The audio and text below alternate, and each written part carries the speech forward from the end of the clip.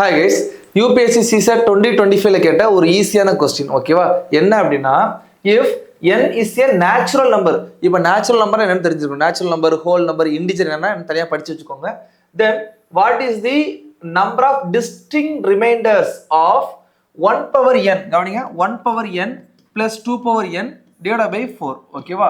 அதாவது 1 power n plus 2 power n 4 ஆல divide பண்ணா டிஸ்டிங் ரிமைண்டர், அந்த வார்த்தை முக்கியம். ஓகேவா? டிஸ்டிங்னா தனித்துவமான, வெவ்வேறானு சொல்லிட்டு அர்த்தம். அப்ப n equal to natural number சொல்லும்போது நேச்சுரல் நம்பர்னா 1 2 டாட் டாட் இன்ஃபினிட்டி இப்படி போறது தான் நேச்சுரல் நம்பர். அப்ப 0 வராது. 0 வந்தா ஹோல் நம்பர். ஓகேவா? இப்போ n ஈக்குவல் டு 1 ன்னு போடுங்க. 1 plus 2 by 4 equal to reminder உங்களுக்கு 3 வரும். இது ஒரு possible value. n equal to 2 ன்னு போடுங்க. 1 plus 4 by 4 equal to reminder 1 ன்னு வரும். இது ஒரு பாசிபிலிட்டி. n ஈக்குவல் டு 3 ன்னு போடுங்க.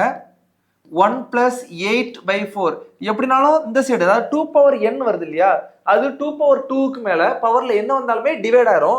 அப்ப 1 மட்டும் தான் என்ன வரும், ரிமைண்டர்ல வரப்போகுது. எனக்கு டிஸ்டிங்க்ட் ரிமைண்டர்ஸ் கேட்டிருக்காங்க. அப்ப 3 ஒரு ரிமைண்டர், 1 ஒரு ரிமைண்டர், இதுக்கு எல்லாமே 1 தான் வரப்போகுது. அப்ப ரெண்டு டிஸ்ட்ரிக்ட் வேல்யூ தான் இருக்கு. Answer option C. ஓகேவா? ஸோ இந்த சம்மை இப்படி ட்ரை பண்ணாலே சால்வ் பண்ணிருக்கலாம். Thank you guys, all the best.